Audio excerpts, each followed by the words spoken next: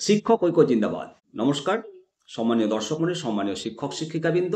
আজকে 24শে নভেম্বর পশ্চিমবঙ্গ সহ সারা দেশের শিক্ষক সমাজ দিল্লির যন্তর মন্তরে উপস্থিত হয়ে বিক্ষোভ কর্মসূচি প্রদর্শন করেছে। দেশের রাজধানী দিল্লিতে এর আগে জেলাতে জেলাতে বিক্ষোভ সমাবেশ হয়েছে, রাজ্যের রাজধানীতে বিক্ষোভ সমাবেশ হয়েছে।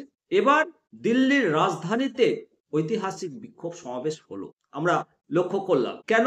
একটাই কারণ, 1 সেপ্টেম্বর 2025 ইন সার্ভিস প্রাইমারি এবং আপার প্রাইমারি শিক্ষকদের টেট ম্যান্ডেটরি করা হয়েছে। আরটিই অ্যাক্ট জন্মের পূর্বে ইন সার্ভিস শিক্ষকদের ক্ষেত্রে টেট ম্যান্ডেটরি বাধ্যতামূলক করা হয়েছে। এই সিদ্ধান্তের বিরোধিতা, যেটা অত্যন্ত দরকার, শিক্ষক সমাজ আজকে পথে নেমেছে। আজকের যে বিক্ষোভটি মূলত দিল্লির যন্তর মন্তরে অনুষ্ঠিত হয়েছে, যদিও কিছু খবরে রামলীলা ময়দানের কথাও উল্লেখ ছিল, তো আজকের কর্মসূচিটি যন্তর মন্তরে হয়েছে।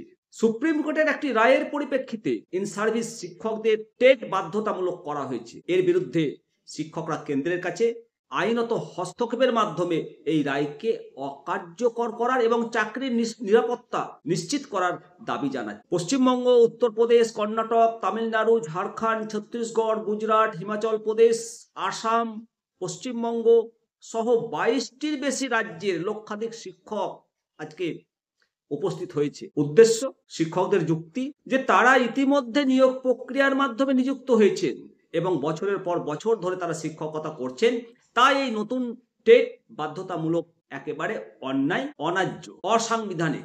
All India primary teachers federation এবং অন্যান্য সমস্ত শিক্ষক সংগঠনের উদ্যোগে আজকের এই সভা সাফল্যমণ্ডিত হয়েছে এবং আগামীতেও একাধিক সভা আমরা লক্ষ্য করব। নিঃসন্দেহে এই ধর্ণা কর্মসূচি সরকারের উপর চাপ সৃষ্টি করবে এবং টেট ম্যান্ডেটরি রায়ের বিরুদ্ধে সরকার বিবেচনা করতে বাধ্য হবে। এর আগে আমরা দেশের জাতীয় শিক্ষামন্ত্রী মাননীয় ধর্মেন্দ্র প্রধানজির সূত্র মারফত ওনার বার্তা আমরা পেয়েছি। বিভিন্ন শিক্ষক সংগঠনকে উনি যে বার্তা দিয়েছেন, সেই বার্তাতে আমরা আশ্বস্ত হয়েছি, কিন্তু তারপরে কোনো পদক্ষেপ আমরা পাইনি।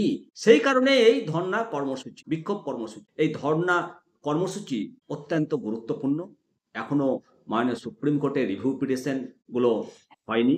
রিভিউ পিটিশনের আগে এই ধর্ণা কর্মসূচিটা অত্যন্ত তাৎপর্যপূর্ণ। আজকে দেশের মাননীয় প্রধান বিচারপতি শপথ গ্রহণ করেছে।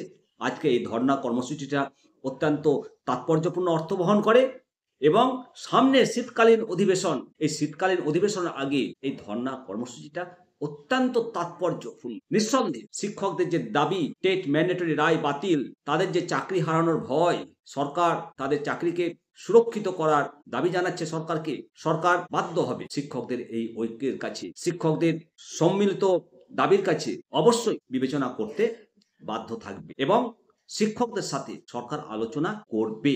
সরকার রিভিউ পিটিশন দায়ের করতে পারে, কেন্দ্র সরকার, রাজ্য সরকারগুলো যেমন করেছে। তবে এই মুহূর্তে এই ধর্ণা কর্মসূচির ফলাফল কি হবে তা নিশ্চিত করে বলা যায় না।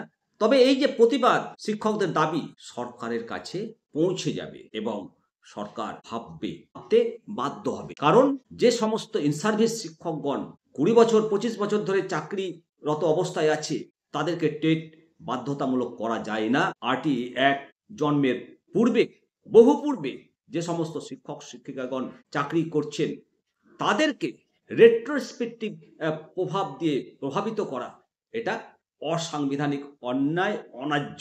এটা অবশ্যই সলভ করবে আমাদের মাননীয় সুপ্রিম কোর্ট, আমাদের সংসদ। তাদের প্রতি আমরা আশা ভরসা রাখি।